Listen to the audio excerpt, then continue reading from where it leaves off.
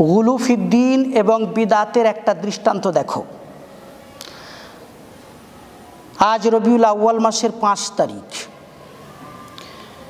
12ই রবিউল আউয়াল দিনটিকে কেন্দ্র করে আমাদের এই ভারত উপমহাদেশে কত রকমের বাড়াবাড়ি, কত রকমের খুরাফাত এবং কত রকমের বিদাত চালিয়ে দেওয়া হয়েছে। নিশ্চয়ই রবিউল আউয়াল মাস গুরুত্বপূর্ণ মাস।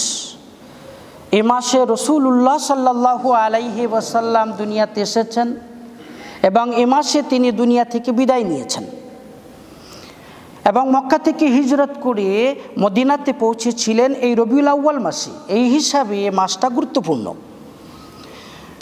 কিন্তু আমাদের উপমহাদেশে এই রবিউল আউয়াল মাস, বিশেষ করে 12 রবিউল আউয়াল যেভাবে পালিত হয় শরিয়াতে সেটা ভিত্তিহীন। উপমহাদেশের এক শ্রেণীর বিদাতি ফেরকার মানুষ 12 রবিউল আউয়ালকে ঈদ মিলাদুন নবী নামে আখ্যায়িত করেছে। এটা ঈদের দিন, এটা উৎসবের দিন তাদের দৃষ্টিতে। অথচ কোরআন ও সুন্নাহর আলোকে যদি দেখা যায় তাহলে মুসলিম জাতির জন্য ঈদের দিন বছরে 2টো দিন, ঈদুল ফিতর, ঈদুল আজহা। কিন্তু তারা আর একটা ঈদ বাড়িয়ে নিয়েছে, ঈদ মিলাদুন নবী। এটা হলো গুলু ফিদ্দিন এবং বিদআত। ঈদ মিলাদুন নবী তার মানে রাসূলুল্লাহ সাল্লাল্লাহু আলাইহি ওয়াসাল্লামের জন্মদিবস পালন করা হচ্ছে। মিটিং মিছিল করে, র্যালি বের করে, রাস্তায় রাস্তায় পতাকা নিয়ে সাজগোজ করে, আলোকসজ্জা করে, গেট নির্মাণ করে, হালুয়া খিচুড়ির ব্যবস্থা করে, আরও কত রকমের খুরাফাত করে রাসূলুল্লাহ সাল্লাল্লাহু আলাইহি ওয়াসাল্লামের জন্মদিবস পালন করা হচ্ছে। এটা উপমহাদেশের 12 রবিউল আউয়াল, ঈদ মিলাদুন নবী। এটা বিদাতে সাইয়্যাহ। তোমরা যদি খেয়াল করো তাহলে দেখতে পাবে নবুয়ত প্রাপ্তির পর রাসূলুল্লাহ সাল্লাল্লাহু আলাইহি ওয়াসাল্লাম এই দুনিয়াতে থেকেছেন দীর্ঘ 23 বছর। 23 বছরে প্রত্যেক বছর তো রবিউল আউয়াল এসেছে। কোনো বছর 12 রবিউল আউয়ালে তিনি কি ঈদ মিলাদুন নবী জন্মদিবস পালন করেছেন? না তার সাহাবা রাদিয়াল্লাহু তাআলা আনহুম তার জীবদ্দশায় তার সম্মুখে কোনোদিন জন্মদিবস পালন করেছেন?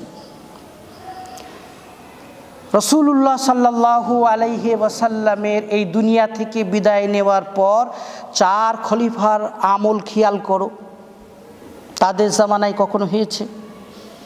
তাদের পর সাহাবাদের জামানাতে, তাবিঈনের জামানাতে, এক কথায় খায়রুল কুরুনে সালাফে সালেহিন কখনো কোনো দিন 12 রবিউল আউয়ালকে ঈদ মিলাদুন নবী হিসাবে, আল্লাহর হাবিব সাল্লাল্লাহু আলাইহি ওয়াসাল্লামের জন্মদিন হিসাবে পালন করেছেন কি?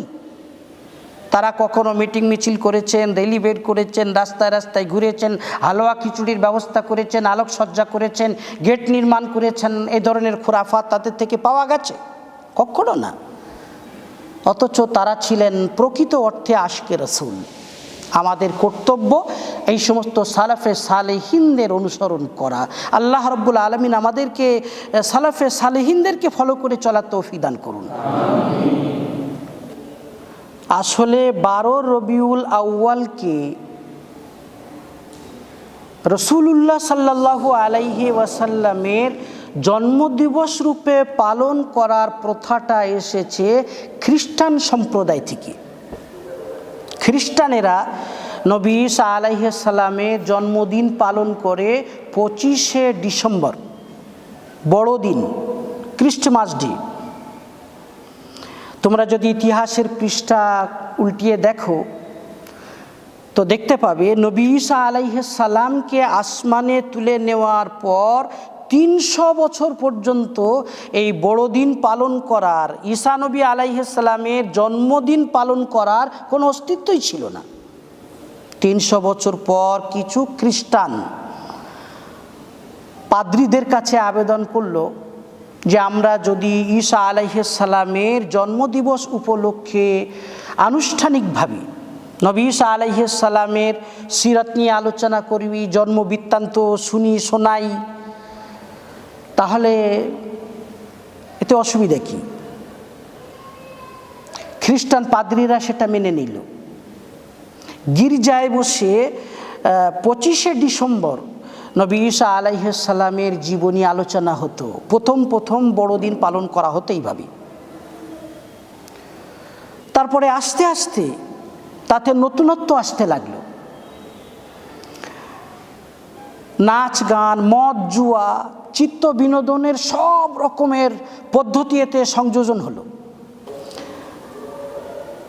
একটা জরিপে দেখা গেছে ইউরোপ আমেরিকায় গোটা বছর